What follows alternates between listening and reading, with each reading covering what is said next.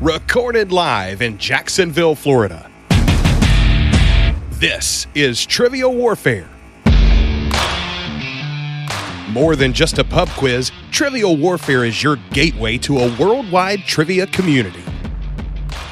Join your hosts, Jonathan. We just described Ric Flair as Neanderthal Man and Planet of the Apes. Carmela. That would irritate the hell out. I'm like, I just want my groceries. My ice cream is melting. Ben. 4 halogens in that list. Oh my God. You're like, it's not the halogens. I'm like, no, Ben, no. Those damn halogens got me again. Aaron. I haven't started cooking more, but I have started thinking about cooking more, so I've looked at a lot of recipes for things. Mostly cocktails. Zahkia. I'm a very happy evil genius. Yeah. And Nick. For all the listeners out there, if you spend enough money, you can be where I am today. And the rest of the Trivial Warfare Army for another week of fun and games. Now here's your host, Jonathan Oakes.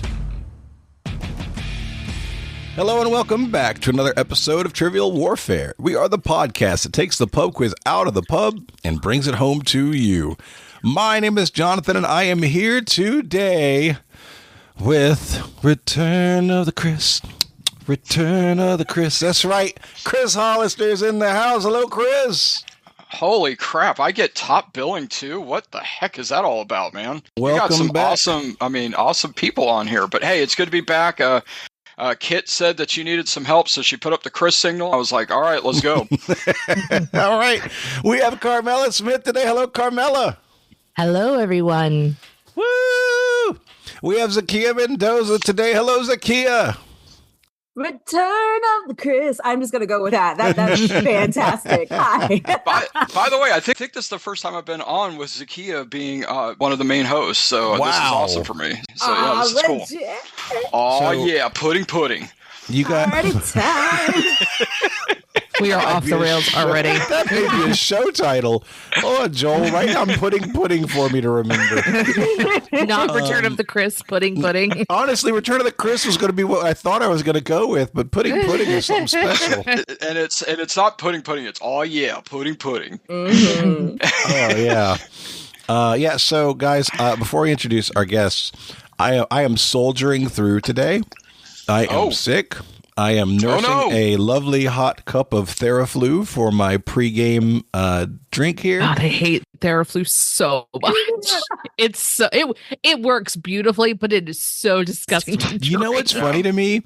Put 1 packet of brown sugar in there, like a sugar in the raw. It tastes good. It's like lemonade. No, I always have a hard time drinking. All I heard was that Jonathan's in the raw right now, and I don't know what's going on here. All natural. All right, let's introduce our guests. First up, yes. Will Krasnoff is with us today. Hello, Will. Hi, Jonathan. Thanks a lot. Welcome back. Good to be back. Thank you very much. Yeah, Absolutely. I have not been on the show since Chris was, not a part of the team. So very cool to be here with Chris. And yeah, I will try to fit into this amazing chemistry that y'all have already started to establish here today. So. Beautiful. We are glad you are here. And Sara Callori is with us today. Hello, Sara. Hi, I'm excited to be here despite the fact that as a West Coaster, I got up at 6 a.m. on a Saturday for this. And we appreciate you for it. I appreciate the opportunity. I mean, I can't sleep in anyway. I was getting up. This is more fun than just laying in bed, I guess. If it makes you feel better, I was up at 5:30 today, but for a completely different reason. What was your reason? I have a wife that needs help doing everything right now because she had full knee replacement surgery about 10 days ago. Yep. And I had to help her do what you normally do first thing in the morning. You know what, Chris? Yes. You're a good husband, trooper, soldier, good man. Hey, probably shouldn't be talking about it on the air, but hey, have I told you what my new nickname is? That's the funny part. That's why you bring it up on air. Okay. Angie calls me her piss boy. Angie calls you her piss boy? Angie? Yes. Because Angie won't even swear. No, do you remember the card game Ivanhoe? Or excuse me, I'm sorry, not Ivanhoe, but Guillotine. It's a game where I remember that one. The game you win by getting ahead. Well, one of the characters that you actually attack in that game is the Piss Boy, and when she had her first knee surgery done, that was my nickname. You Piss Boy. You've activated my allergies. Okay. Oh. I don't even see. This is the good part about me not being on so much. I store just craziness for that amount of time, and then it explodes out there. I don't even remember what we were talking about, but I feel like we need to get rolling here. So let's Sarah getting up at Odark 30 to record the shows. That's right. We're supposed to hang out with Angie in a couple days, and now that's all I'm going to think about. You're going to spend time with Angie and Piss Boy? Yeah. You sound like a character. Great, comic book title. He sounds like a character from The Good Place. It's like, hey, is your Donkey Doug and Piss Boy? That's good. That's really good. All right. Hey, you have Jay and Silent Bob. Then you have. All right. Well, I want to get to know our guests better. So, we'll start with you. Tell everybody where you're from, what you do, and something fun about yourself. Thanks, Jonathan. I'm from New York City. I am in the software industry, and something fun. I am sort of drawing a blank on something fun right now. It's hard to follow Piss Boy up. I understand. I know. I'm sort of stunned with this. I have just started playing a regular weekly trivia game with some of my friends from college, actually, and nice. that is sort of one of the things that's been really exciting for me recently. So good to be on here, and happy to have an outlet currently. So Upper West Side New York represent for the trivia team. So. Love that. To show how old I am, and when he said New York City, I was like, New York City! I thought the same thing. Get a rope. Yes, I too am of that generation. All right, well, Will, it is fantastic to have you here. Thanks for joining us today. And Sarah, tell everybody where you're from, what you do, and something fun about yourself. All right. I am in Redlands, California, although I will never not say I'm originally a proud New Jersey and an East Coaster. I am a physics professor, and I feel like since the last time I was on here, I actually got I was running out of interesting about myself bone mows, and I got a good one since then. I was at an undergrad women in physics conference earlier this year, and I got to sit at a table for dinner and have dinner with, in addition to a bunch of students, the fourth woman to win the Nobel Prize in physics. And dinner conversation came around, and one of the students was like, tell us something you're happy about. And I talked about trivia and being on game shows. And the moment I said I was on Jeopardy at one point, I actually, for a brief moment, got to be like, more famous and interesting than the Nobel Prize winner. Everyone wanted to know about that. That's awesome. That is tremendous. Was the Nobel Prize winner impressed? I couldn't tell. She seemed fairly. She was very nice about it, but the students asked me a lot more questions than she did. I guess after you win a Nobel Prize, everything else is just like, yeah, that's fine. You came in second place in Jeopardy, but do you have a Nobel Prize? Mm-hmm. Not yet. No, she was very nice. She was very nice. Anyone listening, Andrea Guess was very nice and enjoyable to talk to, and I definitely fangirled. I don't want her to think I'm dissing her. Or anything. No, she's what's her name? Andrea Guess. She's at UCLA, and she won her prize for observational work on the black hole at the center of our galaxy, I believe. That is very cool. Wow. If Chris won a Nobel Prize, we would never hear the end of it. He would demand to be introduced as Nobel Prize winner Chris Hollister moving forward. No, it's Nobel Prize winner Piss Boy. You mean Piss Hollister? I'm so sorry, Chris. No, you're not. No, you're not. I don't. God. I'm thinking this is totally my fault, and it is. It really is. Shocker, right? All right, guys. I'm so sorry. I don't mean to bully. It's not my intention. I'm not bullied. I am not bullied, I promise. I am so glad that everybody's here. We're going to have a great time today, as you can tell. We're going to get started right now with Warm It Up, Chris. It's time to warm it up on Trivial Warfare today. And there's only one person who can warm it up for the TWA, and that's Chris. And sometimes Jonathan. All right. Today's Warm It Up, Chris is brought to you by, me, Chris Chris Hollister. Yes. So Zahkia is the hostess with the mostest today. But I asked her, I was like, "Hey, any chance I could do my old gig?" And she politely said, "Absolutely." And so I appreciate it. So your warming up Chris question today is: I love tri-bonds. Tri-bonds are one of my favorite things. I usually try to add a tri-bond question anytime I host a show. And so I have a series of tri-bonds, and so I'm going to give you guys a tri-bond, and we'll see if you can get it right. Okay? Okie dokie then. Love it. Zahkia, guess what? You're up first. Oh, goodness. Okay, hit me. All right, you got this. You got this. So you get the Louvre, Prado, and Uffizi. Uffizi. European art galleries. I was going to go with famous museums, but absolutely correct. Well done. Thank you. All right. Yeah, thank you very much. So, Carmela, you're next. Yes. You have Frankenstein, Dracula, and Dr. Jekyll. These are horror protagonists. Fair enough. Or famous literary monsters. I'll take that too. But yes, horror protagonist is factually correct. Jonathan with the soft J. Hard J. You get That's what they called you in college, right? I wish. You get scared. Oh. Sorry, talking over people. Jonathan said not to talk over people. I'm sorry. All right. So Jonathan, you get scarab, ankh, and sphinx. I mean, Egypt. Yep. Symbols from ancient Egypt is correct. By the way, I'm doing easier ones for the first round, and then they get a little bit harder after that. Just FYI. All right. Bring the pain. Well, you've got Arnold Palmer, Shirley Temple, and Roy Rogers. I believe those are virgin beverages. That is correct. Non-alcoholic drinks named after people. Well done. What do you know about their sexual preferences? That's ridiculous. Wow. Or proclivities. Yeah, well, I've met them. So okay, I do love an Arnold Palmer. It's true.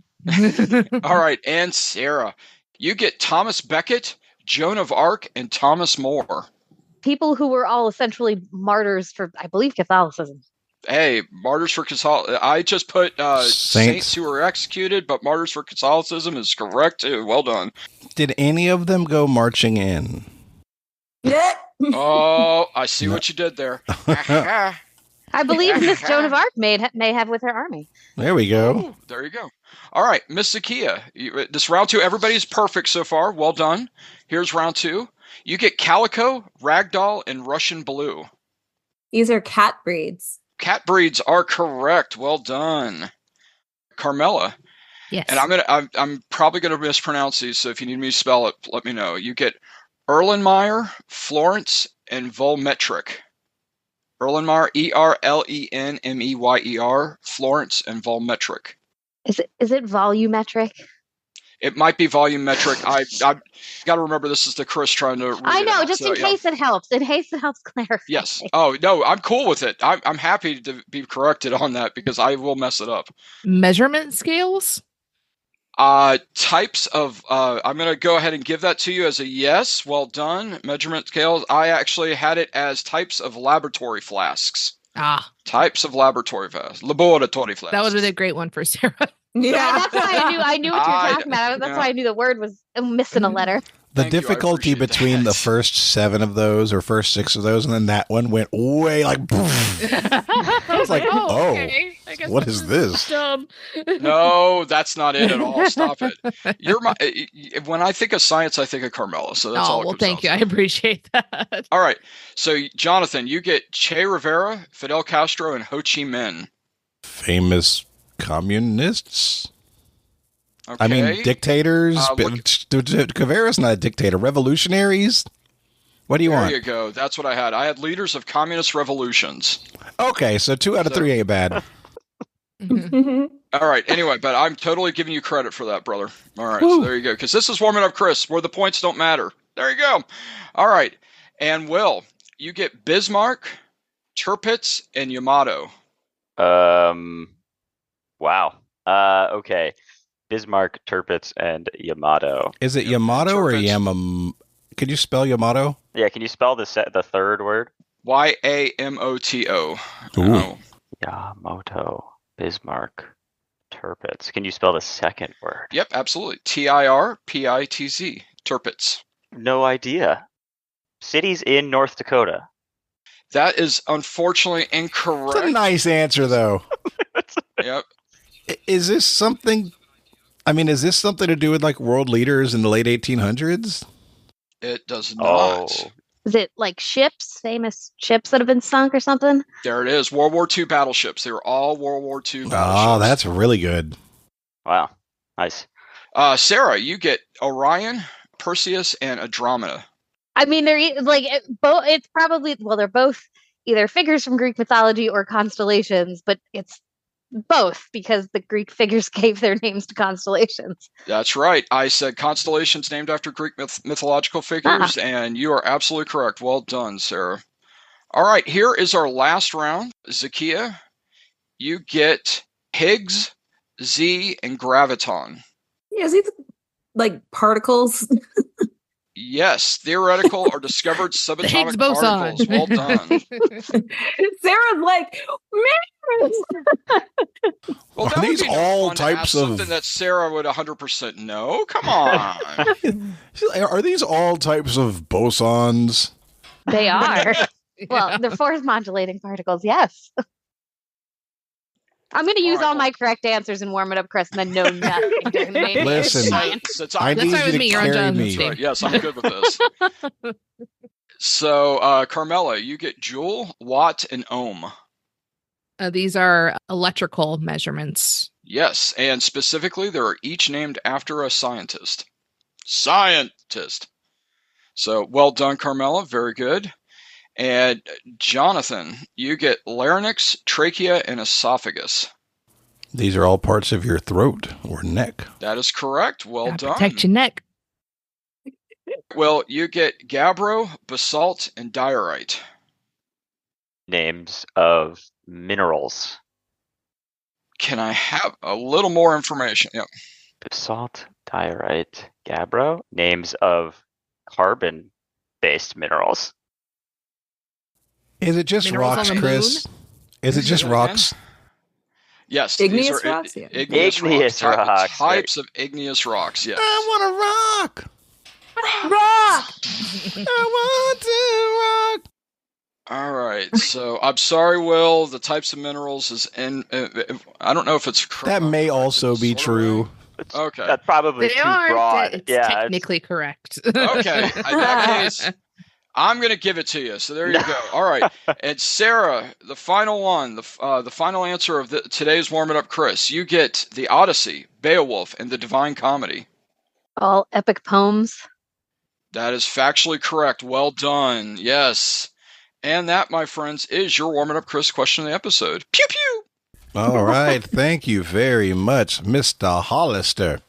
All right, guys, we're going to have a lot of fun today. I want to remind you, first, I want to say that we would love it if you would support the show. You can do that at trivialwarfarearmy.com. Sign up as a sergeant or higher, and you'll get access to lots and lots and lots and lots of episodes that you can't get access to anywhere else. And you'll be on our most loved lists, which is great because we love all of our folks who support us. And if you want to really have fun with us, at least some of us, like Carmela, as a matter of fact, you can meet us in Denver. We are going to be in Denver from July 11th to the 14th. We have some great friends coming out. We're going to have a lot of fun together. You can find out more about it. It is pasted as a featured post on the Trivial Warfare Army Facebook group. You can click into it there. I can tell you, I just rented the van for the day trip to Garden of the Gods for the group that's going to go out there on Saturday. That's going to be something that you have to sign up for when I post the thing. If there's any spots left and you're interested, you should go do that now, though. Also found out that we're probably going to go to Meow Wolf on Friday, which is going to be super awesome. Very excited about everything that's happening there. That's July 11th to the 14th. If you don't come, you can't get one of the ridiculous amount of friendship bracelets I've been making. It's a good point. Carmela's got a friendship bracelet with your name not on it, but in her heart. Yes. It probably has some other word on it. Okay. Hopefully not engraved on your heart, because that would be painful. Painful. So painful. Today's game. It is Jonathan and Sara versus Chris, Will, and Carmela. Zahkia's hosting, and it's time to play the game. Players. Oh, yeah. Y'all know what time it is. This is Mr. Literature himself, cordially inviting you to the game. This is 6 rounds of trivia goodness, 3 questions per round. Every right answer gets you 10 points.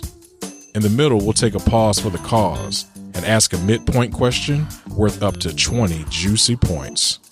After round 6, you can wager any or all those points you've been building up and take a shot at the final round. It's a series of theme-based questions we call the Gauntlet. It's just that easy, baby. But this game ain't gonna play itself, players. Let's get it on. Well, friends, I will ask you to excuse any weirdness happening from my voice today. I'm dipping it a little bit low because of some bronchial issues earlier this week, but that won't stop us. Let's get into round 1, question 1. Our category is business. Business is good. This chocolate brand, founded in 1908, decided to embrace their quirky side and ditch their old logo and embrace new branding that centers around the slogan, "Your quirk is a gift. Be more triangle." No word from the bear on how it feels to be left behind. Sarah, I agree with you, and I think we can lock in. All good. Beautiful. We're locked in. I think we could probably do a 3-2-1, to be honest with you, because we're about to do the same thing. I'm down with it. Well, we don't know what they're going to answer, Chris, right? Yeah.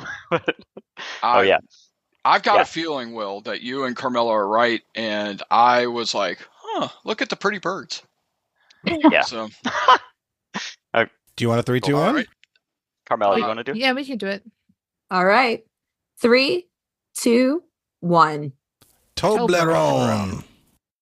Toblerone is correct. Nice job, both teams. See, that's just fancy chocolate that Chris can't afford.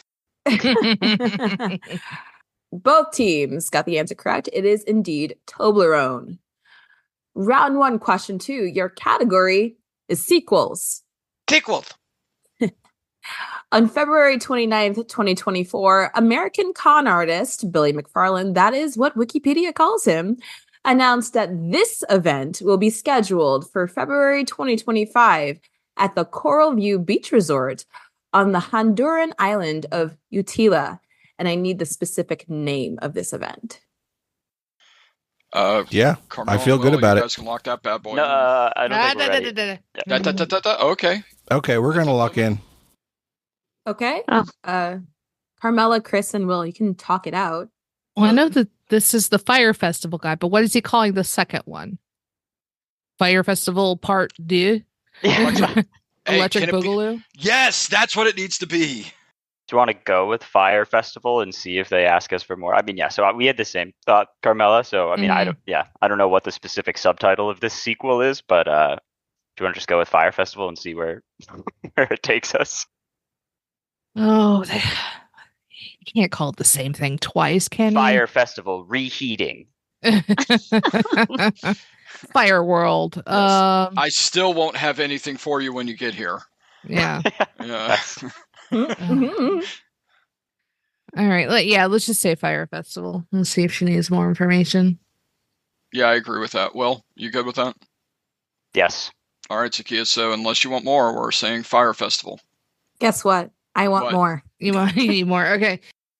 2025? Do do like Fire 2, Fire Festival 2, or... Yeah, Fire Festival 2 is fine. Junior?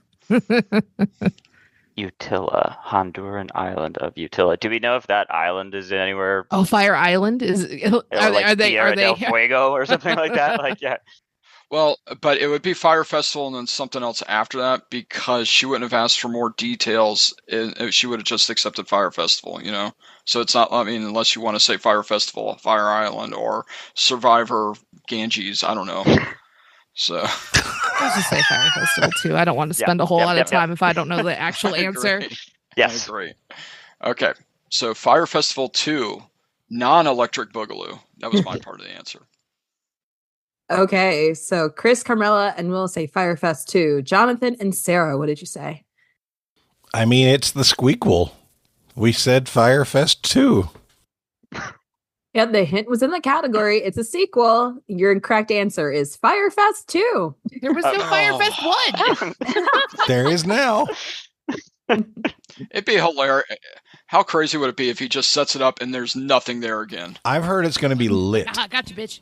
I mean, fooled me once, right? But Sorry, Jonathan, I talked over you. I was just saying I know it's going to be lit. Oh, boo earns. Boo earns. Round 1, question 3. Your category, I struggle with this word all the time. Archipelago. Archipelago. Archipelago. Archipelago. Archipelago. Archipelago. Yes. Nations. Right. And I wrote it in the question too. Bear with me. You said Art Garfunkel, right? Sounds of silence. Brian Piccolo. Hello, Luzon. darkness, my old friend. Luzon, Mindanao, and Samar are the 3 largest islands of this archipelago nation. 1,000 islands named for a European king. Yeah, Sarah, we can lock you in 100% right on the same page. I agree with your use of the meow meow hammer there. Yes, yes. All right, CCW. I would like to thank Manila Luzon for helping me remember this. But Will, you and I said the same thing pretty much at the same time. So why don't you go ahead and give the answer? yeah, I mean, so I was recently at the World War II Museum in New Orleans, Louisiana, and I believe Luzon was a sort of battlefront there in the Philippines, and the king part helped us confirm that. So we locked in with the Philippines. All right, Jonathan and Sarah, you had Les Meow Meows. What did you have the Meow Meows about? I also completely blame Manila Luzon and Drag Race for knowing that Luzon is the largest island in the Philippines. Yes, I had a feeling that Carmela was gonna clue in from Miss Manila Luzon, but there are lots of other hints in here too. The king is Philip II of Castile. Your correct answer are the Philippines. Nice job, both teams. So at the end of round 1, friends, both teams have 30 points. Okay, good start. Good Sweet. start. I haven't had to do anything yet. I've just been napping.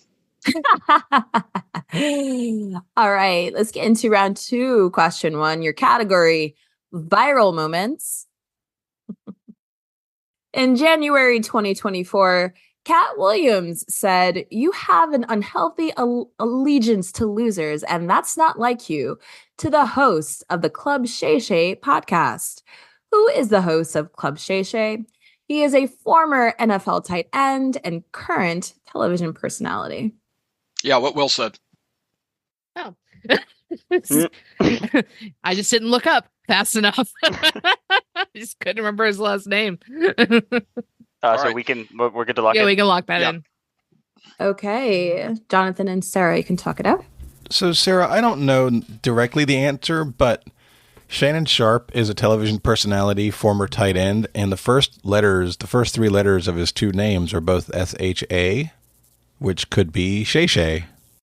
As far as I go in terms of NFL people on TV, it's like, is it Michael Strahan? I don't know. So I trust you a lot more, especially with the name. That makes a lot more sense. Yeah, I think we should say Shannon Sharpe. And so I guess we'll lock that in. Yeah. Okay. Carmela, Kristen, well, what did you say? The conversation went, I'm typing, and then it's like, Shannon Sharpe, me. Is it that Shannon guy? Because I didn't see the other answers. So, yeah, we said Shannon Sharpe.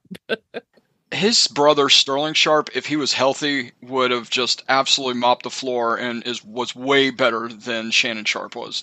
I'm with you. Sterling was one of the most underrated players in the 90s. He's amazing. Honestly, he should be in the Hall of Fame just for the stats that he got. It's just too bad that injuries really prevented him from having that career. So, all right. So we need Zahkia to be able to tell us that we got the right answer, though, because she hasn't done that yet. I screwed that up. Sorry. You're fine. The man with the unhealthy allegiance to losers, according to Cat Williams, is indeed Mr. Shannon Sharpe. Nice job, both teams. What a rough thing to say to somebody. You, my friend, have an Williams was unhealthy airing allegiance. everybody out in that interview. He was just in a mood. Mhm. Well, also because Shannon Sharp has 2 Super Bowl rings. That's not loser right there. That's something that very few people get. Allegiance to being a loser, or not to being a loser, to hanging out with losers, has nothing to do with what you've done who in he your career. associates with. Yeah. That's what you're saying. Aha, got it. Yeah. Oh, round 2, question 2, your category, big rocks. In 1849, British antiquarian Algernon Herbert coined the term megalith to describe what structure? Stupid autocorrect. Yeah. Yeah, thanks, Carmela. Yeah. geez. No, stop making me look like. There's so many things I could have said there, but I'm just not going to.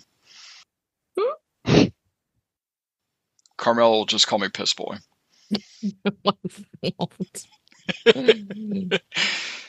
we like that answer? Carmela, what are you thinking? Yeah, we can go with that. All right, we're locked in. So Sarah and Jonathan go for it. Yeah, okay. Sarah, so we're talking about Uluru, we're talking about Stonehenge, we're talking about Rock of Gibraltar. I don't think it's Stonehenge because it's too many rocks, right? So Uluru or Rock of Gibraltar?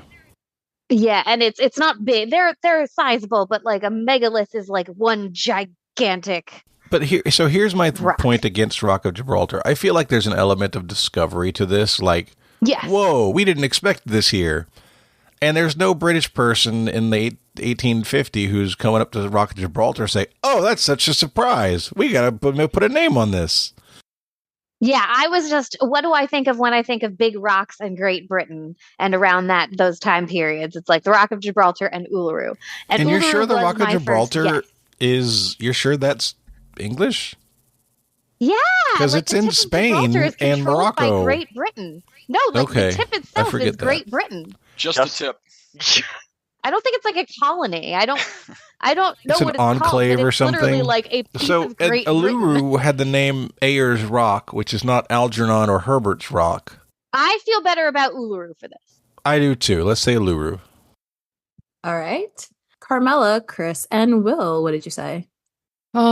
We kept going back and forth between Stonehenge and Ayers Rock, which is Uluru. That is the indigenous name for it now. And I was kind of feeling more the Uluru, but we ultimately ended up on Stonehenge. Yeah, I kind of steered us over to the date 1849, and it was a British. I can't say that word, but Zahkia can. And I may have steered us in the wrong direction. So let's find out. Well, we do have a correct answer. We have everything that I tried to steer everyone toward. Big rocks, plural. British. Algernon Herbert called Stonehenge a megalith. So yeah, I guess I Stonehenge is didn't the catch correct the pluralization of the category there. Yeah. Big rocks. Yeah, that's ultimately why I was like, okay, yeah, Stonehenge makes more sense. Yep, and Will, that was a good catch when I asked for the repeat of the subject, because Will zeroed in on that, like that. Well, I mean, yeah, I was having the same sort of thought where I was like, okay, is Stonehenge really mega? You know, is it just sort of kilo? But when she said rocks, I think that sort of allowed us to solidify it. So, Zahkia, I will say this: you missed an opportunity with the subject by saying the next subject is "I like big rocks and I cannot lie." I edited this at my mom's house, so it got really weird. All right. Round 2, question 3, your category. Lots of this at my mom's house. Hot sauce. Is it hot sauce or hot sauces? Hot sauces. I got your hot sauce right here. Hey-o. Valentina is a hot sauce from the state of Jalisco in Mexico. This hot sauce is produced in Vernon, California, but is named after a term for a person from Guadalajara, the capital of Jalisco. I think Carmela's more right there, Will. I don't even know. I've never seen that word before in my life. Oh, okay. You want to go with that? Yes. Okay, we're gonna lock in. Not with Will's answer, though. With Carmela's answer. I don't know for sure, but I feel like I've had something like this before, and like Valentina is related to the name of the woman on the Cholula bottle kind of thing. No, they're different things. But my idea is, I was listening to one of the other trivia podcasts. Maybe this one. I don't know. I listen to How dare you? Yeah, we don't acknowledge any other trivia. That's not true. I feel negative 10 points for us. We love our trivia friends. I was listening to one, and they asked about like something, and the answer was like the Mexican hat dance. And that was this podcast. The name in Spanish, it was, I forget the name in Spanish, but it came from the name of what you called people from, I think, like Guadalajara or something like that. So yeah, that was a Zahkia question. Wait. What was that? Yeah. So I thought it was the weirdest thing to be like, these people share like a nickname with like Mexican hats. And El Tapatio, I believe, is the brand that has the guy in the big sombrero on it. Okay. So my answer, because of that, is El Tapatio. You know what? I mean, and I feel like I see that a lot around here, and I live in Southern California. I'm fine with it. I don't have a strong leaning towards anything truly, and it sounds like you at least have an idea around it, so I can go with you. Yeah, it is. I wouldn't say it's very certain, but I'm putting some context clues together. So we'll say El Tapatio. Carmela, Chris, and Will, what did you say? So, yeah, we didn't get past the first one, so maybe our hot sauce knowledge is wanting here, but we went with Cholula. Not Chiluba. Or Cholula or Chaluha. That sounds like an adult product. Actually, I have 2 bottles of Cholula in my fridge right now, along with all my other hot sauces, because I also have a lot. I'm with Zahkia's mom there. Yeah, we went with Cholula, but Tapatio is a pretty good answer. I'm a little nervous. Well, friends, I love an eagle-eared listener. Sarah, you picked up on it. I did ask a question about the Mexican hat dance. Yes. And I did mention Jarabe Tapatio. And Tapatio is a person from Guadalajara. Your correct answer is Tapatio. That's amazing. I remember making a joke about the patio. So at the end of round 2, both teams have 50 points. That was amazing. That was a very strong pull. Yeah. Yes. Well done, Sarah. Sarah has those Mexican golden eagle ears. I love it. Yeah. Oh my God. I was in a tacos and beer 5K on Cinco de Mayo weekend, and I dressed up as I got like eagle wings, and I carried a little stuffed cactus and a snake. That's amazing. I need to hang out with you because between that and you're the one with the beach house that's E=MC squared, right? The mildly physics themed beach house. Yeah. Oh, well, that's my parents. I do not make enough money to have it, but they let me name it. I tell everyone that. I love it so much. But yes, Insta friend, I love it. Round 3, question 1. Your category: running under 6 with my woes. Oh, I love that. That's great. As of November 2023, Marquise Noel is the shortest player in the NBA at 5'7" tall. Noel plays for what team, the winners of the 2019 NBA championship, their first and only championship? Oh, wow! I haven't paid any attention to the NBA in years. Yep, lock that in. I was going backwards. Well, that would be amazing if I got a basketball question. All right. Are you guys locked in? Yeah, we're going to log in. All right, great. So, Sarah, you just brought up the Raptors, and that's possible. I'm thinking about either maybe the Mavericks or the Cavaliers.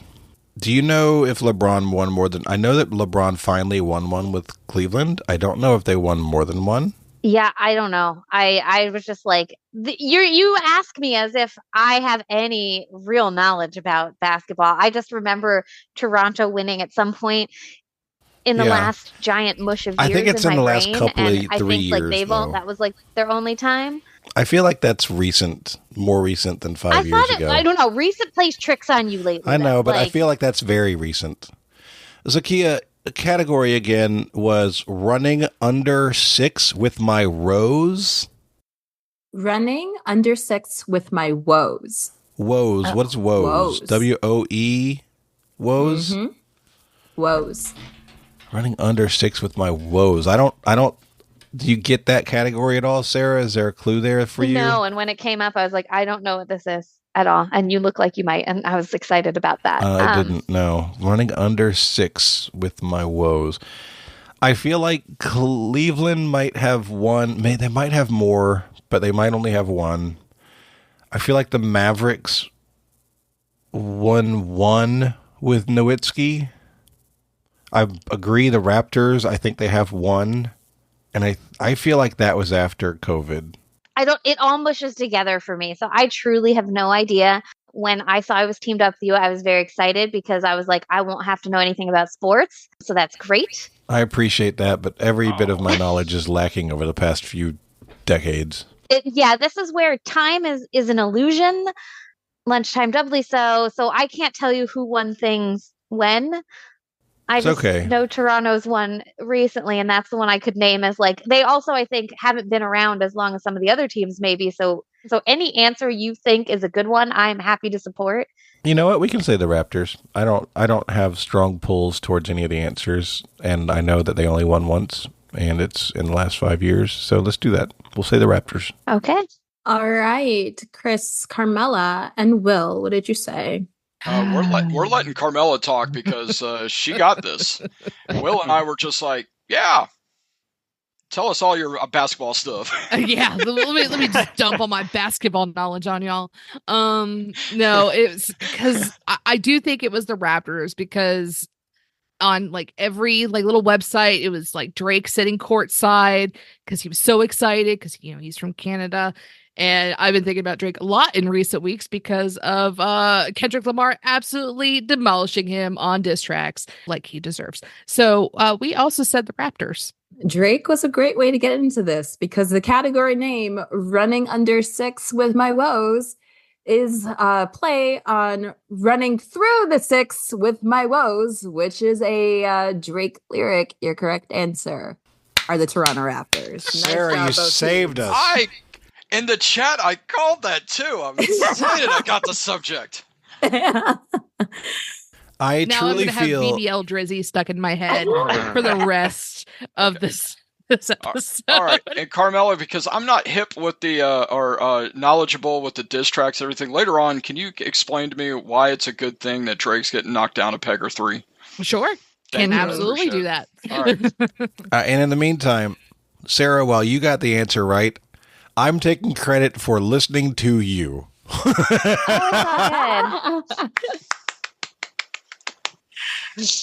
Good eagle ear, Jonathan.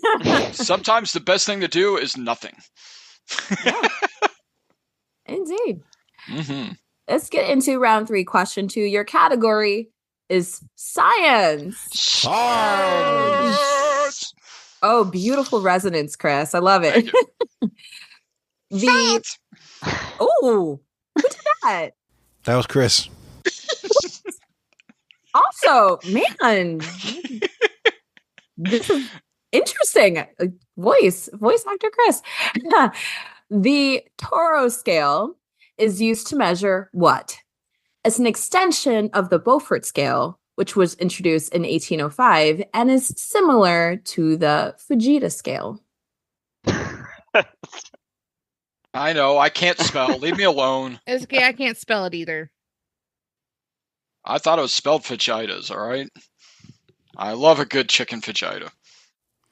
Zahkia, look at my last statement and tell me if you need more, please. Yeah. You do? That's not the right answer. How much money you got? She can be bribed. You never know. Oh, not me. Oh, no? Okay. Iron. Mendoza rules. Okay. Yeah. If you guys want to go with that. I'm comfortable with that, Will. All right, we're locked in. Okay. Okay, so Sarah, we've talked about Beaufort scale is a wind speed scale. Saffir-Simpson is hurricanes. Fujita is tornadoes. Yeah. If she's saying we said we wanted to say measuring the speed of wind, and she said no, we needed more than that. So if it's more than that and it's similar to Fujita, do you want to say power of tornadoes? The power of a tornado? Oh, what about destruction? Like Hold on. Tornadoes, you just hear that's. What about destruction? Property destruction. So, like, Saffir-Simpson is the wind speed of a hurricane, but there's another word for the destruction of a hurricane. I'm worried that's too dissimilar to the Wind fact that you speed? give us two wind things. Like it's similar to wind speed, but wind speed for what? So the power of tornadoes, then? I don't know, because I feel like tornadoes is just like the Fujita scale. Well, it says similar to. I've never heard of the Simpson one for hurricanes. Saffir-Simpson is But you're in definitely Florida, so I hurricanes. trust you on all things hurricane knowledge. Yeah. Toro also implies, like, a bullfight. Toro. Is it atmospheric wind speeds? Because there must be some toros in the atmosphere. I mean, they're definitely backronym. You guys are. I'm not supposed to laugh. Oh my god! Both sides have been hilarious. Beaufort is Beaufort damage, or is it when it's wind speed? Isn't it? I think so. How is toro spelled? In the Torro. It's in the chat. And we're at time. And she says extension of the Beaufort scale. So it's like if Beaufort's wind speed, then this is something that extends that. I would think it would be wind speed applied to a specific situation, but if you want to go with destructive power, I don't know. I'm saying power of tornadoes. Situation should be. I'm saying power of tornadoes because that's similar to Fujita. Okay. So we know that the Vegeta scale is a measure of Super Saiyan power intensity that goes from 1 to 9. But we quickly ruled that one out. We also went with wind speed and tornadoes, and Carmela helped us circle in on our final answer of tornado intensity. All right, friends. Oh my goodness. Between Vegeta and the Bring It On references, I was just losing it. Both teams are hilarious, and both teams are correct. This is like specifically measuring tornadoes. Toro stands for Tornadic. Tornado and Storm Research Organization. The Beaufort scale measures wind speed. Fujita is actually the one that measures damage. So it's damage and wind. Toro is specifically the wind speed of tornadoes. So there you go. Tornado. Which one of these is Dorothy? Remember the movie Twister? They're trying to get Dorothy into the air. Mm-hmm. Well, the sequel brings Dorothy back, as a matter of fact. That's really like the main reason I know that Fujita scale is the F scale is because of that movie. Because we don't get a lot of tornadoes around here. So sure. Really? Yeah. Not where I am. Yeah. We don't get them. We don't get as many as the Midwest, but we get a lot more than most parts of the country. Yeah. We get water spouts, not so much tornadoes. I had a friend of mine that was in a McDonald's bathroom when a tornado hit and tore off the roof of that McDonald's. That was about 10 years ago. Yeah, after maybe it's the Midwest, everywhere we're I probably live the in highest. Jacksonville is heavily wooded. I don't have to worry about it. True that. I was just caught in a tornado on a train 20 days ago. Remember that story. The inspo for that question. Don't do that anymore, okay, Zahkia? Just stop. No more tornadoes for you. I mean, I'm in the Midwest. I can't help it. Round 3, question 3. Your category is fruits. Fruit. Medjool, Ajwa, and Deglet Noor are types of what fruit that is a traditional crop of the Mediterranean, but is also grown in the southwestern United States and Baja California. There's a bonus question here. Bonus brigade! Bonus brigade. What is the genus name of the palm tree that this fruit comes from? It shares its name with the most populous state capital in the United States. Zahkia making my brain hurt today. Oh, I was told there would be no math. I was told there would be no Mendoza. Zahkia, important question anytime we deal with populations. Do you mean metro area or do you mean city proper? City proper. Yeah, I'm good with that. Carmela? Yep. I'm good. We can lock in. Yep, Zahkia, we're locked in.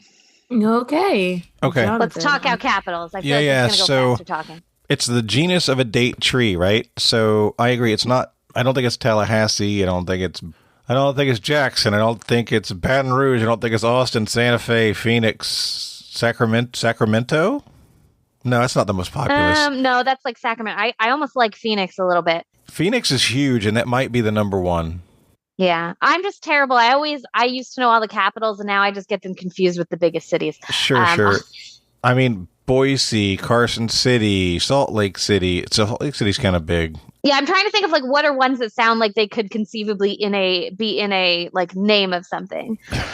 Columbus, Springfield, Frankfurt, Nashville. Nashville's big. It's not at the Columbus also sounds like it could be in a scientific name for something. But Phoenix is large. Phoenix is really big. Atlanta. I wonder if Phoenix has to do with Phoenicia at all, like that similar Middle Eastern sounding. A Phoenix palm. I like Phoenix. I do. I like Phoenix as well for it. Are we out of time? We're at time. Yeah. Okay. All right. We're going to say the answer is dates, and we're going to say Phoenix. All right. Chris, Carmela, and Will, what did you say? So thinking about fruits that are grown in Mediterranean, dates was the first thing that came to mind because I know date palms are a thing, and I know dates are grown in the Mediterranean. And then Chris came in with, he's like, well, Phoenix is really big.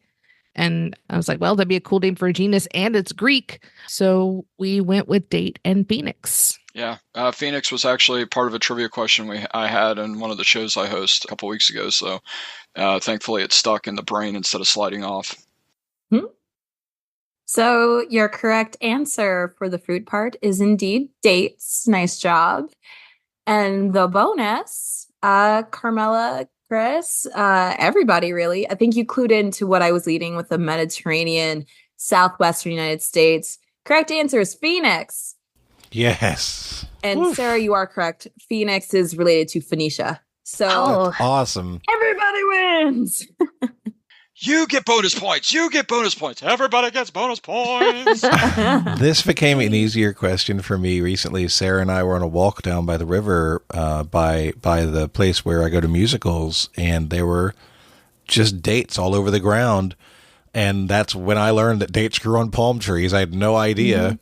Medjool, once I saw it in writing, struck a chord for dates too, but I knew factually, hey, I've seen these trees. We've talked about these trees in real life.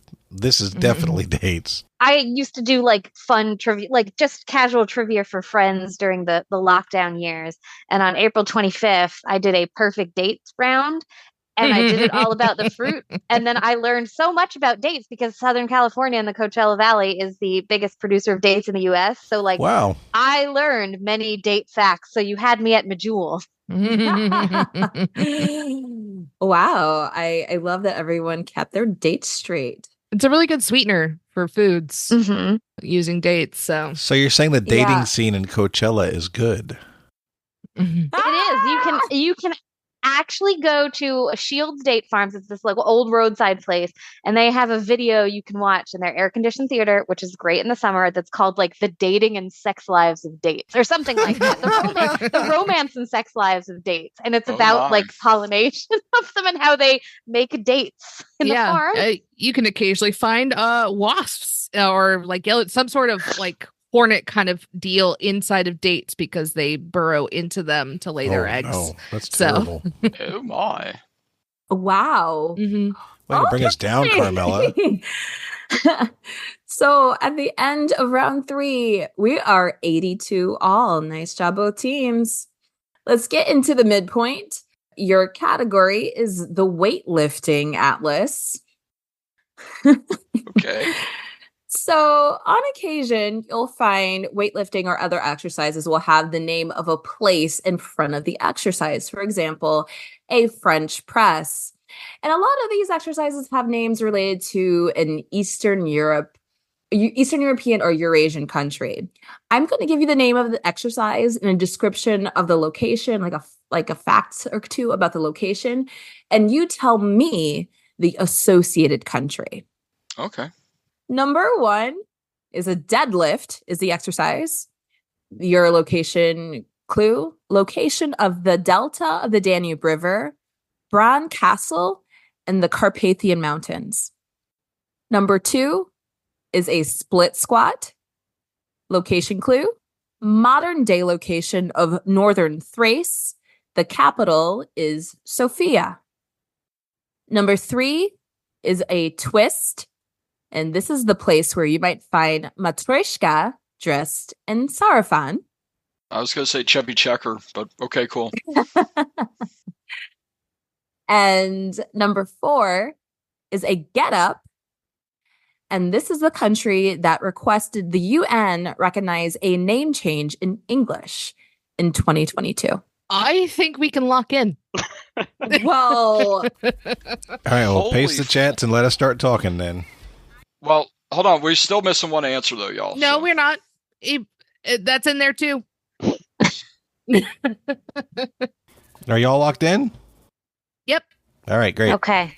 Thank you. Okay, yeah, I agree. Sofia is Bulgaria. I agree. A Matryoshka. Look, the Matryoshka is a dance, right? Or a doll? Yeah, no, it's the doll. The doll. And So it's Matryoshka Russia. doll. I know what a Russian twist is. That's why. That's great. A get up. Country requested that the UN recognize a name change in English in 2022. This one I'm least sure of. It's not. Is it because I think it Eswatini? might have been earlier. Swaziland, Eswatini? No, I think these are a lot of. I thought, were we led to believe that these were all going to be like Eastern Europe? Eastern Europe or Eurasia. Oh, okay. I thought this name change occurred earlier, but maybe like it was unofficial and they Turkey? asked for it earlier from Czech Republic to Czechia. I'm not sure. I thought that was a while ago.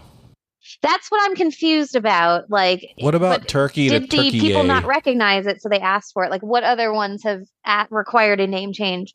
What about Turkey to Turkey? The TUR. Oh, a Turkish getup. Turkish get up? That sounds good. Let's go with Turkey. Yeah, no, you're better on the timing for that is right. So it should Cool. be Turkey. Yeah. Okay, and then deadlift. Location of the delta, so the end of the Danube River and Carpathian Mountains. Could this be Croatia? Could this be Croatian deadlift? Or Romanian deadlift doesn't sound bad, honestly. It sounds good. It does sound good. What's our time left, Zahkia? You are at time. Perfect time to ask. Let's go with the Romanian and just hope for the Okay. best. So Romania, Okay. Bulgaria, Russia, and Turkey. Okay. Chris, Carmela, and Will, what did you say? They sort of came at this from the geographic angle. I sort of came at this from the weightlifting angle. This is like an exact conversation I've had with my wife like 4 times in the last 6 months where I'm like, hey, honey, the Eastern Europeans were absolutely jacked. Yeah. They have a ton of Like he was exercise. throwing out the answers before Zahkia even read Wow. the things off. Yeah, it was So- impressive. But I may have been hoisted by my own petard on one of these. But so the first one is the Romanian deadlift. Yeah! The second one is the Bulgarian split squat. So Bulgaria. The third one is the Russian twist. So Russia. And I said Hungary for the fourth one, but It's apparently the only one of these that Will doesn't actually do himself. Yes, that's correct. So we said Hungary, but I think they're absolutely right with Turkey. Yeah. All right, let's get the answers. So an RDL stands for a Romanian deadlift. So Romania Nice. is the correct answer. Good job, Sarah. Sarah and Jonathan, the source of the Danube River is in Germany. The delta is in Romania, and it dumps into the Black Sea. Black Sea. Uh-huh. It is a Bulgarian split squat. It is indeed a Russian twist. And I don't blame you, Will, because Turkish get-ups really suck. So Turkey is the correct answer. So your correct answers for the midpoint are Romania, Bulgaria, Russia, and Turkey. We took a lead with our deep weightlifting knowledge, Sarah. Oh, yeah. So at the end of the midpoint, Jonathan and Sarah, you have 102. Chris, Carmela, and Will, you have 97.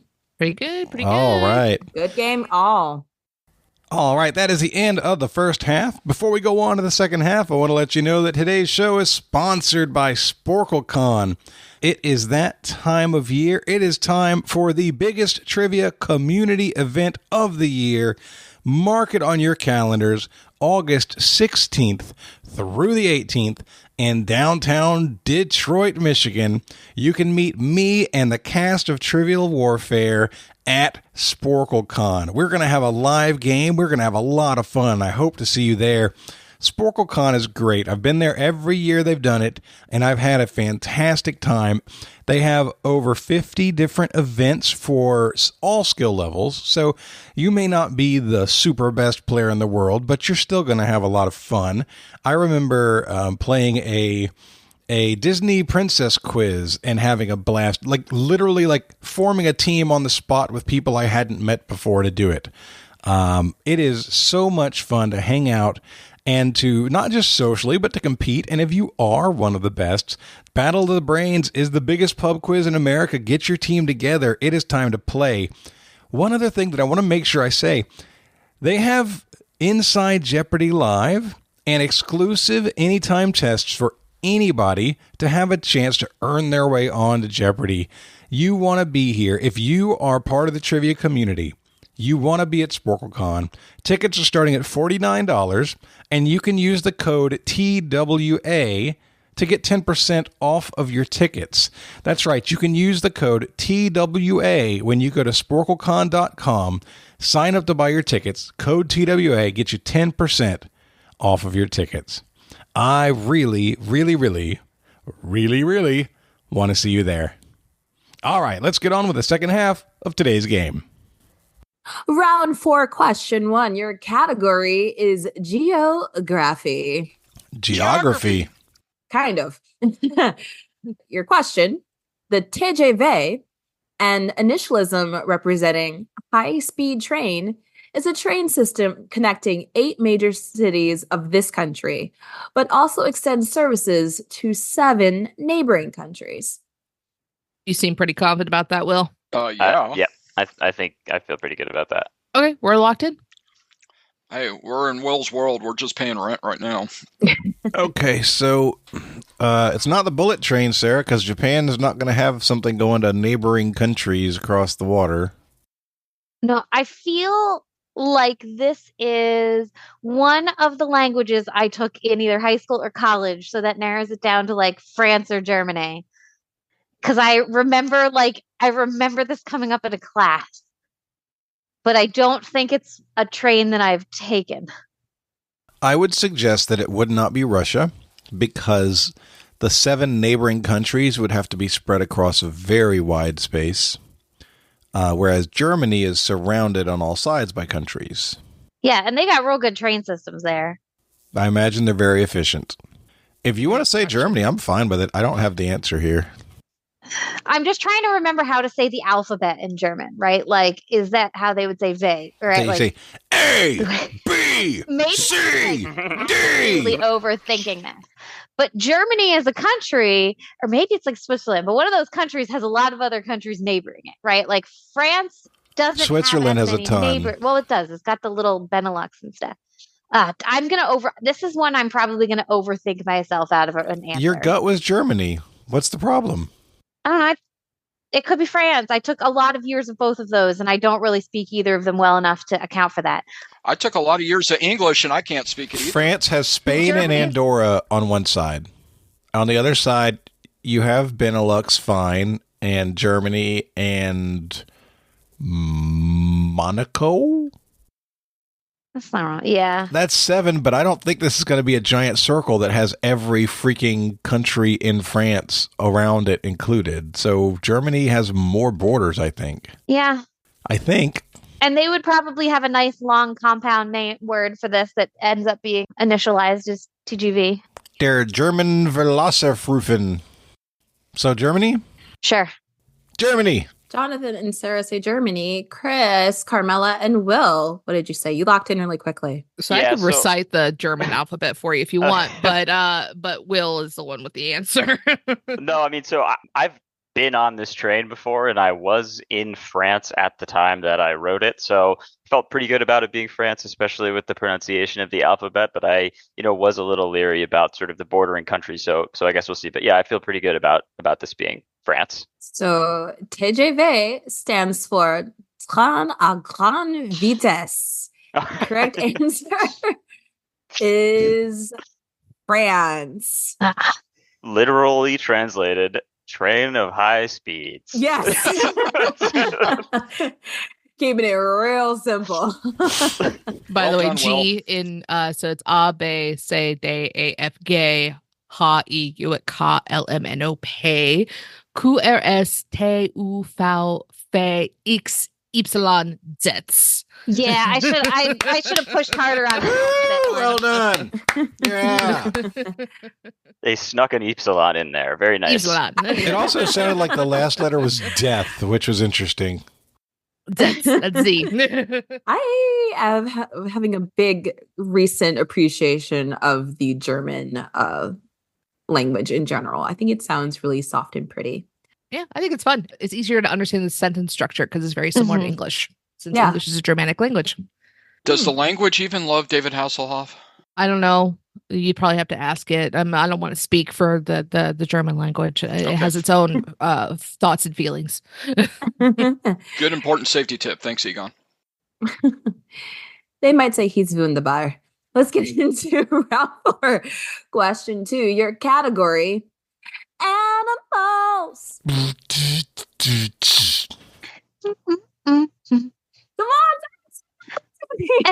on. I gave you the background music. I didn't sing. I did all right.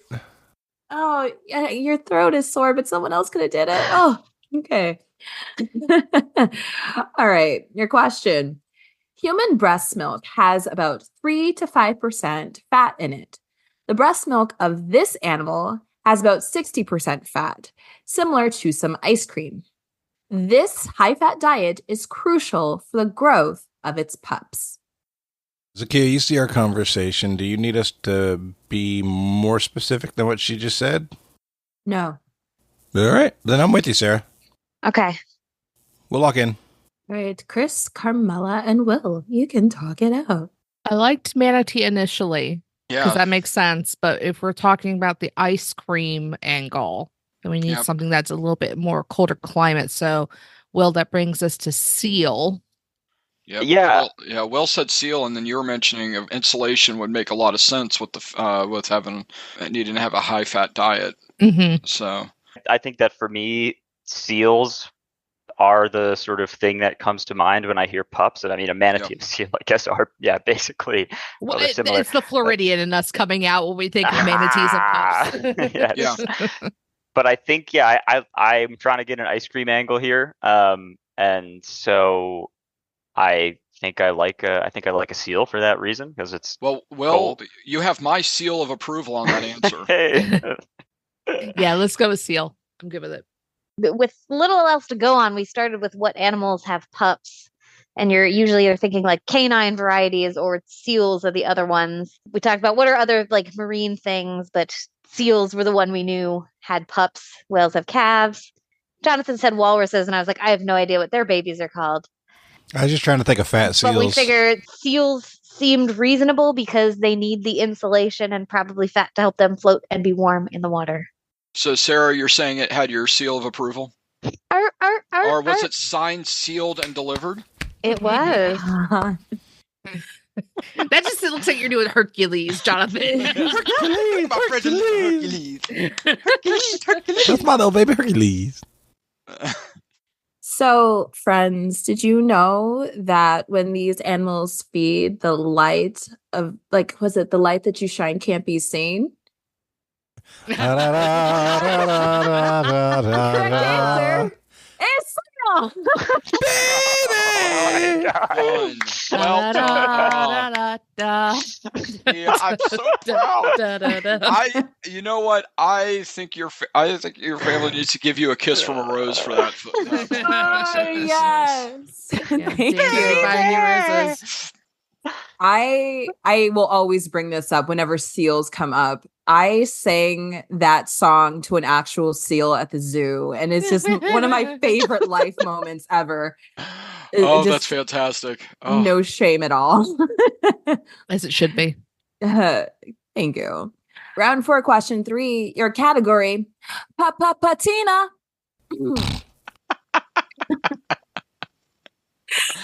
Oh, I love this. This is so good. In Star Trek, we learn through Mr. Spock that Vulcans bleed green. Human blood is red when oxygen binds to iron. Vulcan blood is green because the oxygen binds to what element? Holy moly. I'm not messing with Carmela on that answer, Will. I'm good. Yep, I agree. Carmela, say the magic words. We're locked in. Okay. I'm thinking copper because where you see that greenish patina is often on older pennies. Yeah, she said patina. Yeah. But isn't so the Statue of Liberty, that's copper? I don't know. Maybe, probably. It's green. I don't know what other materials get a patina or what materials get a patina. That is like what is like the one most associated with it. Copper is? Yeah. Okay, I'm good with it. We can say copper. Okay. Lock it in with copper. The Chris, Carmela, and Will team. That would be Carmela. You locked in real quick. What'd you say? Yeah. This is just something I think of. I don't know if this is like one of those lies my teacher told me kind of deals, but I had a teacher who was like, well, when they were doing repairs to the Statue of Liberty, they didn't want to use new copper because it would just look like she has brown spots all over her. So they recalled old pennies that had that patina on them. Wow. So that way they could use that for repairs. I don't know if that's actually true. It's what was told to me. That's how I always remember that coppers have a green, copper oxidizes to green. But yeah, we said copper because you'll never take me alive, copper. Wow. I can't add any more sabor. You guys really covered it for me. Your correct answer is copper. Nice job. Because apparently somebody at the time thought Mars was red because of copper or Vulcan. I guess, no, it's Vulcan. I guess they can make up whatever they want. Yeah. Right. They just made up some fun. But Vulcan is a red planet. Yeah, because they had to paint, Leonard Nimoy slightly green because of black and white TVs. So, because he was supposed to be red initially. And that would look like blackface on black and white television. So they did it and they're like, uh-oh. Yeah, they're like, nope. So we're gonna be greenish instead. It's not easy being green. Hi-ho. Shout out to Gene Roddenberry, the original ally. So at the end of round 4, Jonathan and Sarah, you have 122. Carmela, Chris, and Will, you have 127. This is an exciting game, guys. It's pretty tight. Let's get into round 5, question 1. Your category is pop culture quotes. And it starts off with a quote, but I'm going to try and do it in the same way that it was spoken. I had to fight for a year, tooth and nail, blood, sweat, and leather every night. No sleep, bus, club, another club, plane, next place, no sleep, no fear, nobody believed in me. That album was not made in peace. That album was made with the eye of the tiger. That is a quote from what singer talking about their writing and promoting of their first album, which was dubbed Too Strange and Too Dance before its ultimate release in 2008. Oh. I think. Are we good to lock in? Yeah. Okay. Okay. Jonathan and Sarah, you can talk it out. Was Kesha earlier than that? Or is that the right timing? I'm trying to think. When was Kesha? When was Janelle on Teen Mom getting arrested and screaming about going to a Kesha concert? Timber feels like it was the early 2010s. But I don't know what her first album was like or when it was. Lady Gaga is also a really interesting guess. I feel like Zahkia intentionally read it like a Valley Girl. I can't tell if that was just her doing Zahkia on it or her trying to replicate how the quote sounded initially. Well, if she was trying, yeah, I feel like it must have been the second. I don't think that she did that on her own. The timing is right. I agree that Kesha and Lady Gaga are two good guesses. Just the year-wise ping me to, I think that's when Lady Gaga stuff might have been coming out. Too Strange and Too Dance. To me, Strange would be the Lady Gaga angle because she was really working it back then. And Kesha was never really strange, I don't think. But she was more Valley Girl, I would also think. I don't know. The quote itself made me think of Lady Gaga because I know that's when she was getting like hustling around New York City with piano and that people made like the Facebook group to make fun of her. That's like, Stephanie Germanotti, you'll never be famous. Wow. Yeah. I mean, Eye of the Tiger, I thought Beyonce for a second because Eye of the Tiger is a Survivor song. And didn't Beyonce have a Survivor song? Yeah, but she had Destiny's Child before then. It's not like she had to hustle to like... That's true. Good scrape call. together her first solo album. And this isn't somebody like a Katy Perry, is it? Because Katy Perry had Roar, that had Tigers in it. Yeah, but her first album, she was doing Christian rock before coming out as like a secular pop star. That's true, Katie Hudson. You want to go Lady Gaga? Yeah, without any more detailed knowledge on my part, I think Kesha and Lady Gaga are good guesses, although Lady Gaga is like tipping the scales a little bit for me for no good reason. But I did lose the France-Germany coin toss, so... Let's say Lady Gaga, because you won the Toronto Raptors coin toss. I did. All right, you guys are going... We're going Gaga. They're going Gaga! Chris, Carmela, and Will, what did you say? So when Zahkia started initially reading this, the way she read it, I was like, Paris Hilton? Because Paris Hilton did have an album. But, when it finished, because I would have expected this to be read with more of a New York accent. Yeah, no, so I like the sort of Paris Hilton or like Lindsay Lohan, right? It felt like one of those sort of like very sort of difficult, call it, album experiences from around that time for those crossover type people. But, when she said it was their first album, I was like, okay, I don't think either of those came back for any more. But I think Too Strange and Too Dance sort of keyed me in on one Lady Gaga. And sort of thinking about that, I feel like that was actually a pretty serviceable Lady Gaga impression. So that's what we locked in with as well. Yeah, and 2008 is the right year for the fame. So, Zahkia, so is all we need is Radio Gaga? No, we need Lady Gaga. Lady-O Gaga. It is. So my apologies for a very California sounding accent. I think that just might be me trying to be aggressive in my Michigan accent coming out. I'm so sorry. I'm sorry to Lady Gaga because that is the correct answer. Hey, we got it. Woo! I don't think you owe her an apology. I think you're well done. So good job, Sarah. Thank you. Yes. El Gaga is your correct answer here. Round 5, question 2, your category, no cigar. This actress has the unfortunate distinction of being the actress with the most Oscar nominations with no wins, with 8 since 1983. Her most recent nomination being in 2021. An Oscar win would complete her EGOT. I think we should lock in, Sarah. I wanted to lock in. Yeah, I'll lock in. Yeah, we're good. I was ready to lock in, but is Glenn Close have a Grammy? I don't know. I don't think so. Yeah, I mean, it's like, so No wins, 8 since 1983. Her most recent nomination being in 2021. Yeah, I mean, Chris and I both like Glenn Close for Close But No Cigar, but that could really just be Yeah. Well, because no, the she could have category. but she could have a Grammy because based off of the Broadway musical album, a lot of those usually do end up winning That's fair. Grammys. What Broadway show was she in? Yeah, I'm trying to remember. I want to say it was once, or if it was oh, my brain has decided to shut down right now. I apologize, but it's No, you're good because she would have gotten Emmys for The Closer. yeah, she certainly has an Emmy. Yeah, she was Damages, right? Damages. That's what I was thinking of. Fantastic show, by the way. Very dark. Dare I say damaging. So she would have done Broadway. Yeah. But she does. I mean, she can sing. She's got a very good voice.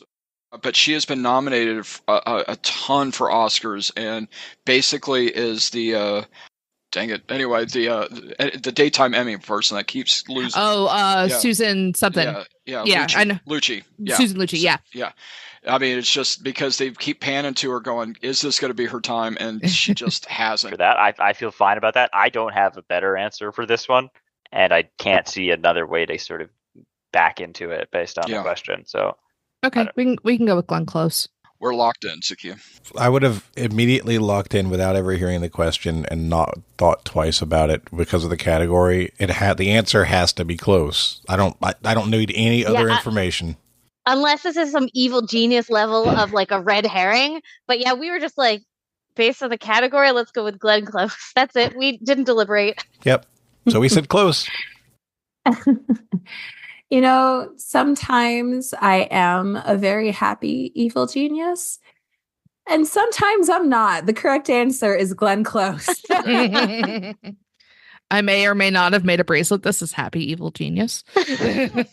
Oh, I love it. Round 5, question 3. Your category is television. Television is television. A teacher, a marketing associate, a bartender, a former basketball player, a model, and a coach are the main characters of what sitcom that ran from 2011 to 2018. It was said to be a favorite of Prince, so much so that he asked to make a cameo and appeared on the show in 2014. You feel pretty good about that, Chris? I'm about 99.87% sure. Oh, well then, yeah, let's go with that. Nice. Perfect. Okay, great. Yeah. Carmela and I just arguing over here for no reason. Jonathan and Sarah, you can talk it out. So Sarah, one of the concerns, so New Girl might be right, but one of them was a former basketball player.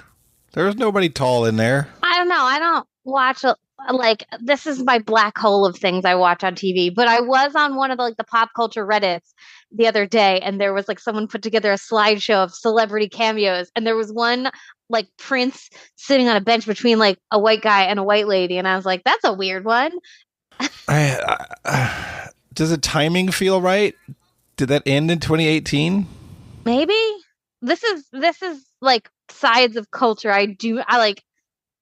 I watch a lot of trashy old reality shows. I got you. Streaming when I grade. I really am bad about keeping up with a lot of contemporary television. Modern sitcoms are not good for me either. This wouldn't be How I Met Your Mother, perhaps?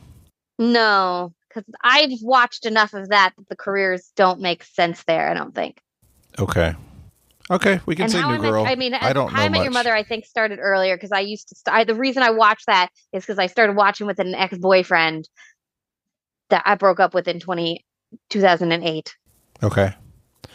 Yeah, let's say New Girl. Chris, Carmela, and Will, what did you say? How I Met Your Mother definitely ended in 2014 because I remember that finale. I have PTSD from it. I was one of the few people that liked the finale, but that's neither here nor there. So Will snagged us right off the bat, and I was typing it in at the same time and forgot to hit enter. Yeah, so we were talking about because I picked something with a big ensemble cast. I'm like Modern Family, and so we were talking, and Chris is like, "What?" I gave you the answer. Yeah, but you didn't hit send. Yeah, but it's Will was right, and it's New Girl. Yeah, because you were asking about the former basketball player, like, I mean, right? So they replaced one of the roommates like 4 or 5 episodes into the first season, and so Coach replaced, I believe, the former basketball player, and so he was only on like the first section of the TV show, or vice versa. That explains why there wasn't enough characters in my head either. I'm like, I can only think of 5 characters. Yeah, they aunt-vived the one roommate. So This was not a technical ant-viving because Coach did leave the show after, like, I think the first episode. They replaced him with a former basketball player, Winston, and they both came back and lived in the apartment in, I think, season 3 or 4. So they were both main characters on the show at one point. The model is Cece, the bartender is Nick, the marketing associate is Schmidt, and the teacher is the new girl herself, Jess. Your correct answer is new girl. Good job, Sarah. Good job, Chris and Will. Zoe Deschanel. Let's get into round 6, question 1. Let's do it again. Animals. Dun, dun, dun, dun. Yes. Thank you, Sarah. I loved it. This is such a strange question. It's worth the singing back. This marsupial has cubed poop that it arranges and stacks to mark territories and attract mates. Despite this strange behavior, it is protected in all states in Australia. All aboard! Until you said Australia, I was going to say Kel Sowers. Sarah, we can lock in. But yeah, yes, you're locking I know in that with 100%. Okay. All right, you guys lock in? Yeah, 3, 2, 1 it. Well, he whistled. So yeah, got 2 toots and a quick lock in. Do you guys want a 3, 2, 1? Sure. Go for it, Carmela. All right, 3, 2, 1. Wombat. A wombat is the correct answer. Nice job. Probably the hardest I've ever made Chris Hollister laugh was Thanksgiving, and I was spending time with the Hollister coffee family, and we were playing this game called Hand to Hand Wombat. And part of it is that you have to cover your eyes with one hand and feel around with the other one. And there's a traitor in the midst because you're trying to build towers. And Chris was the traitor. So he was sabotaging us, and I grabbed his hand. I screamed for everybody else to keep going, and I was holding Chris down. And so he closed his eyes and like put his head into my shoulder so he can keep his eyes shut, and used the other hand to get in there. And I was like, absolutely not. And I closed both eyes and I grabbed him and I squeezed him to me. And I'm like, go, go, go, go. And I'm like, you're not going to sabotage us. Oh. So I will never forget wombats. It's a fun little game. If you have kids, it's a great game. That sounds amazing. Yeah, Hand it really to was. hand. Like, Hand wombat. Yeah. I'm just here for the pun. That's amazing. It is very punny. Round 6, question 2. Your category is history. Hit the week. History. It is well documented that both Thomas Jefferson and John Adams died on July 4th in the same year. But there have been 3 presidents that died on July 4th. Name the third, who served as Governor of Virginia, Secretary of State, and Secretary of War. Carmela, that's how I feel. How you look just there is how I feel. Well, I'm like, no, I knew this once. I'm good to go with you on this one, Chris. Yeah, that feels right. Just because of the credentials? Yes. Okay. We're locked in, Zahkia. Okay, Jonathan and Sara, you can talk it out.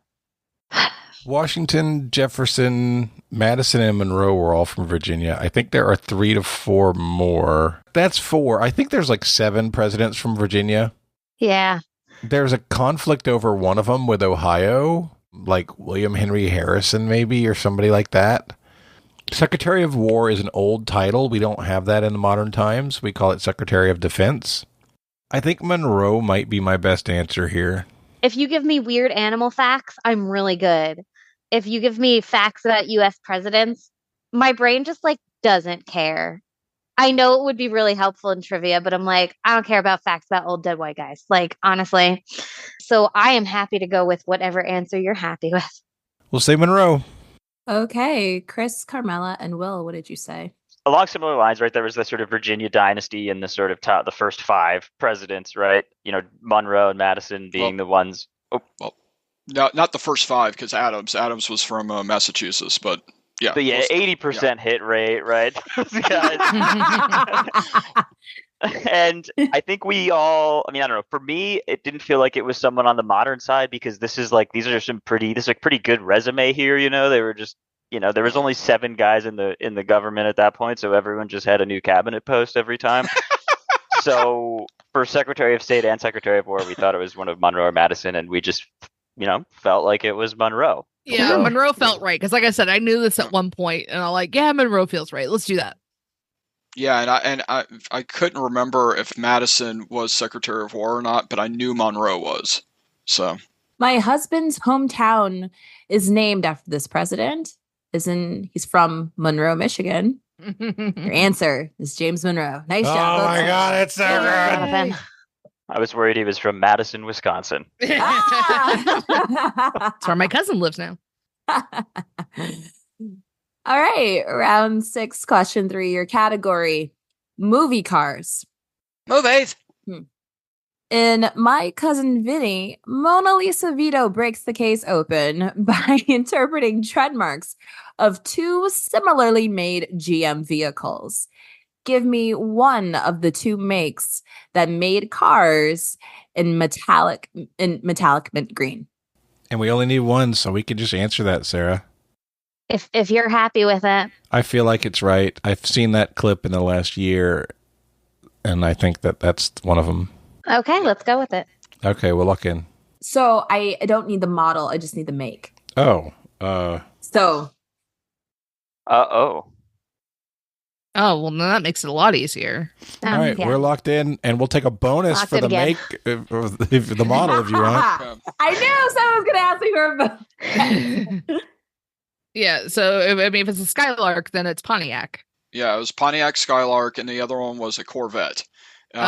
Which can never be, because her words were, which will never be considered from a Pontiac Skylark, so, or whatever wording she used, but I remember that clearly. So Pontiac, if she just wants to make, and I always get confused with make and model, just FYI. So yeah, I get that. Correct me. So when she said make.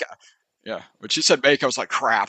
Yeah, I thought about Chevette. Maybe that's where I was getting that from. But yeah, you guys both agreed on Skylark, so let's say Pontiac. This is super interesting because the first thing I wrote down was Skylark, which I felt very clear about. And then she asked for the make, and both of us said, okay, it's a Buick Skylark. So we said Buick. Because we believe that Skylarks are Buicks. Uh-oh. The 2 similarly made GM vehicles that came in metallic mint green were the Buick Skylark. Dang it. And the Pontiac Tempest. Yeah. Wow. Yay. Can you go back and ask for the make and model, please? Right. That's right. The Corvette was the tire marks. That's right. Okay, man. The Corvette was the one that could never be That's not the Corvette. For the Buick Skylark. I was going to say if you have the script in hand, feel free to read it real quick because that would be outstanding. Anyway, please. I know we got to get going, but just no, that was crazy. You guys were like, yeah, so it's a Pontiac Skylark. I'm like, the hell it is. No. I keep forgetting Buick's even a company. Yeah. It's funny. Buick is the one that's still around. Pontiac. Exactly. That's true. Yeah, Pontiac True is not story. around and Buick is still there. Oh my gosh. Wonderful. Buicks get a bad rap for being old people cars and for just whatever reason. I've never ridden in cars that drive smoother than Buicks. A Buick Grand Marquis is like floating on a cloud. Yeah. When you first met me, Jonathan, wasn't I driving the Buick, the Cutlass? That my yes, of course you were the white one. Yeah. The big white whale. Mm-hmm. Yeah. Yeah. There's a guy that I used to work with at a startup. And when he finally, got on his feet and he wanted to like buy a fancy car, he bought a Buick Regal. And we were making fun of him, like a Regal. But I mean, they do ride really, really smoothly. Nice. They're good They're nice for cars. sure. That was the last car that I had that had the shifter on the dashboard. So at the end of round 6, Jonathan and Sara, you have 182. Chris, Carmela, and Will, you have 187. Your category for the gauntlet is it truly rhyme time? Duly noted. Okay, so you guys good with that wager? We can just say the magic words. Yeah, our wager's locked in. Okay. Kind of like that. Okay. It's fake internet points anyway. Fake, well, it's podcast points.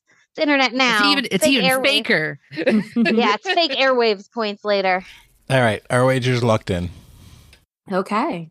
So let's get into the gauntlet. Your gauntlet category. Is it truly rhyme time? Duly noted. Question 1. This is the name of a makeup brush that is used to put on mascara or on some occasions brush your eyebrows. We're locked in. Okay, we're locked in. Question 2 of your gauntlet. This is the name of Tanya Harding's ex-husband who arranged the assault on Nancy Kerrigan in 1994 and was played by Sebastian Stan in the movie I, Tanya. Oh. Carmela types way faster than I do.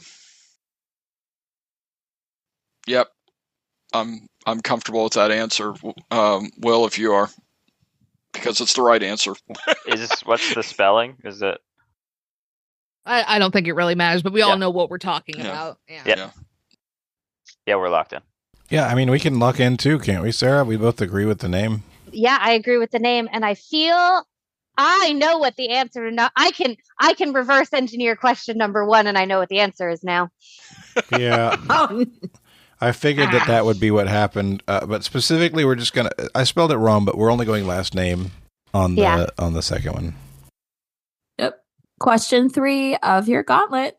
This is the name of the Seattle-based artist known for his large-scale blown glass sculptures and perhaps his eye patch. Yeah, 100%. We can lock that in.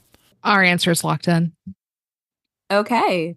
So it's time to collect answers. Question 1. What is the name of a makeup brush that is used to put on mascara or on some occasions brush your eyebrows? Chris, Carmela, and Will, what did you say? So being a mildly reformed makeup junkie paid off. I know that kind of like spindly, brushy kind of things are called spoolies. Will picked up on, that rhymes with duly and truly, so that's got to be it, right? So we said spoolie. All right. Question 1. Jonathan and Sara, what did you say? We said, damn. That's what we said. Okay. No. Sara, do you want to give the answer? We said, what do you call a mascara wand? I don't know, a wand. There you go.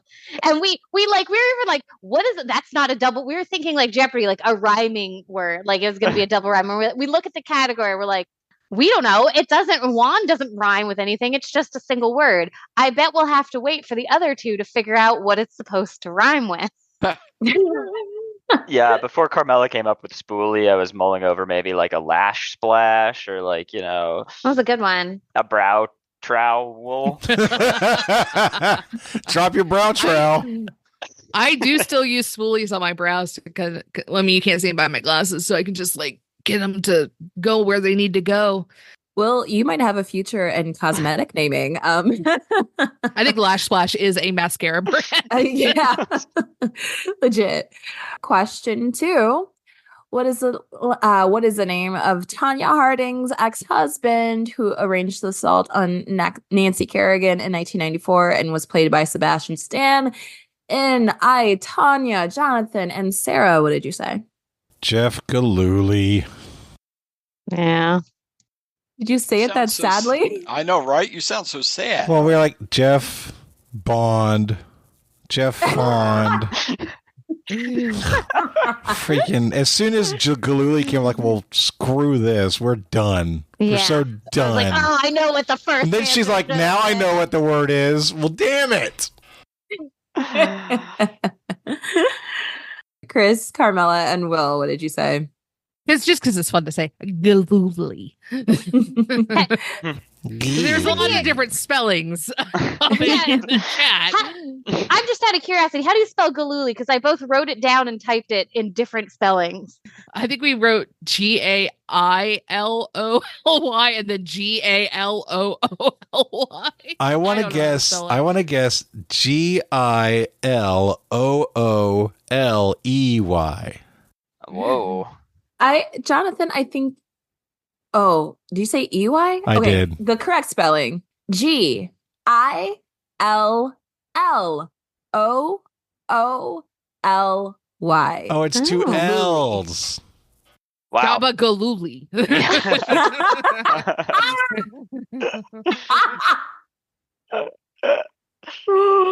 Oh, that's it's pronounced douchebag.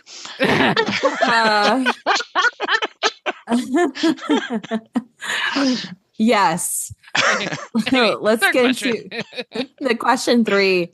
The name of the Seattle-based artist known for his large-scale glass sculptures. Chris, Carmela, and Will, what did you say? Yeah, it is Chihuly. Angie and I had an opportunity to see his artwork at a museum in Oklahoma City, and it is stunning. And his story is amazing too.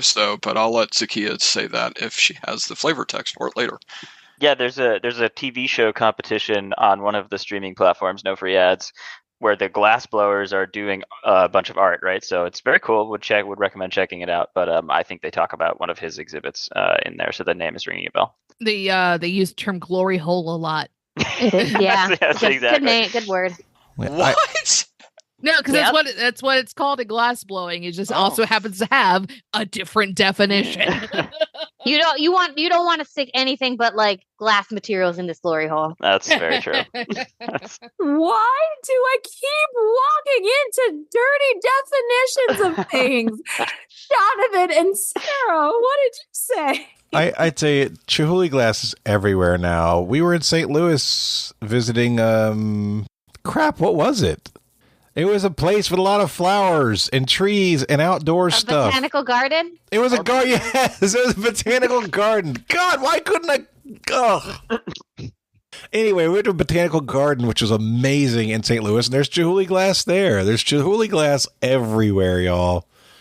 So we said Chihuly. If you couldn't think of the word garden, I don't feel that bad not being able to think of spoolie.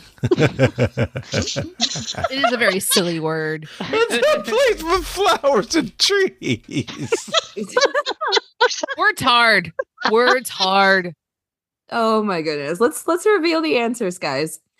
So, question 3, there's Seattle-based glass artist.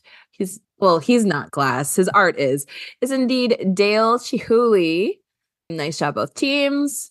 The guy who arranged the assault on Nancy Kerrigan in Cobo Hall in Detroit was indeed Jeff Galooly.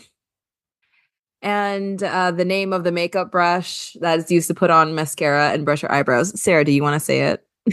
It's a spoolie brush. It's a spoolie. I got there as soon as we figured out Galooly, and I was like, oh.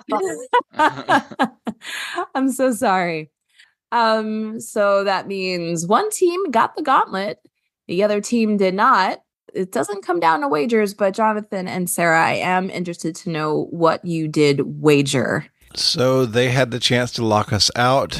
We decided we were going to go all the way just to make them lock us out, but then we chose to go 172 so that if they locked us out and missed, they'd finish with 9 and we'd finish with 10. So we went 172. Okay. Bold strategy, Cotton. And Chris, Carmela, and Will, what did you wager? Sarah and Jonathan have been absolutely on a tear today. And so we were like, they're going to get this gauntlet right. So we got to go for the lockout. And because, we didn't want to do any math, we just said 185. We said that'll do it. And we'll have a couple left over. So we wagered 185. It would have been perfect, Sarah. if we could have both missed, it would have been amazing. It's okay though. It would have been 10-4.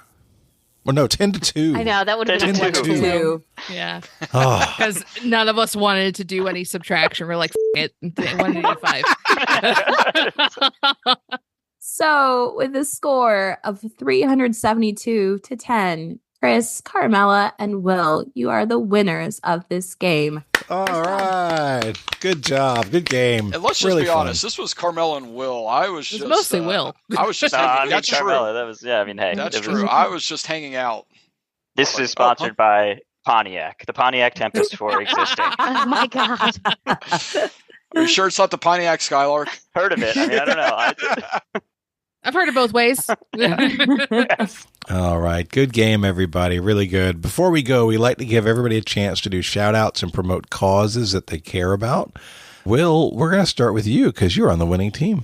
Yeah. Shout out to the ASPCA. My wife and I volunteer there. We have a shelter dog. We, walk dogs. ASPCA or other sort of no-kill shelters in your neighborhood. They always need help. So yeah, help out your local animal shelter. All right. Love it. Chris, you're also on the winning team and you're also a guest. So you're next. Yeah, I asked Jonathan for a few moments. I am now actually a live trivia host in Jacksonville and having a blast doing it. Jonathan and Carmela have been nice enough to come out to a few of my shows, and I appreciate that.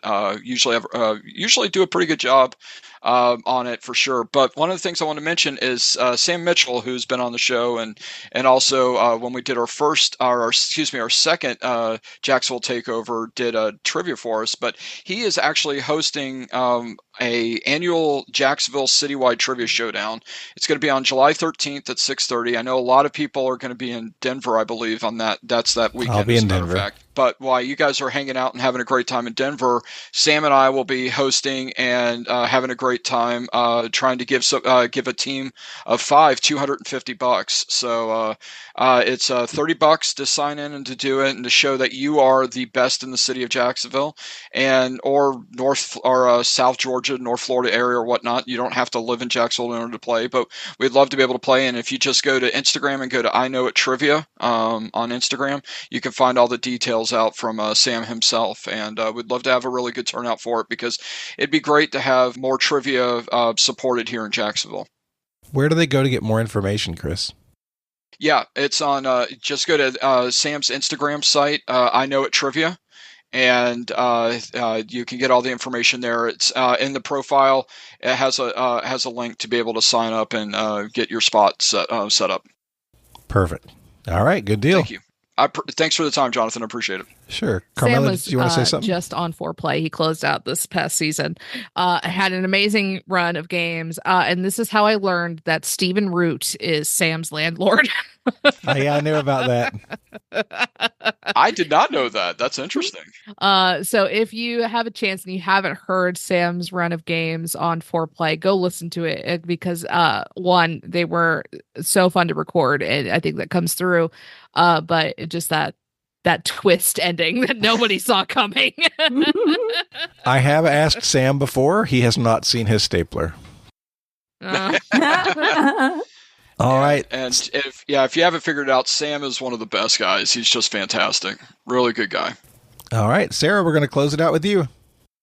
I will attest. Listen to that episode of Foreplay. It was absolutely delightful. We're taping this the end of May, so I'm assuming it will air around June, which is Pride Month. So just spotlight 2 national organizations that provide crisis help, the Trevor Project, which provides it specifically for LGBTQ plus youth, and Trans Lifeline, which is, again, a crisis hotline. Apparently, I just looked them up for some factoids, the only one that all operators are transgendered. So it is specifically to support those communities. They need help more than now, especially, I would argue, young people, because of how poorly and badly they're being attacked by bad actors who want to control things in schools. So pay attention to your local school board races, contact your local political folks to either support policies that aim to bolster inclusion in safe learning environments or shout down policies that add to danger for people who are already in marginalized communities. All right, very good. And that is going to wrap us up. So for Sarah, for Chris, for Will, for Carmela, and for Zahkia, my name's Jonathan. This has been episode number 484 of Trivial Warfare, where it's not just trivia, it's war. Bye, everybody. Take care, everybody. Bye. Have fun storming the castle. Thanks for listening to Trivial Warfare.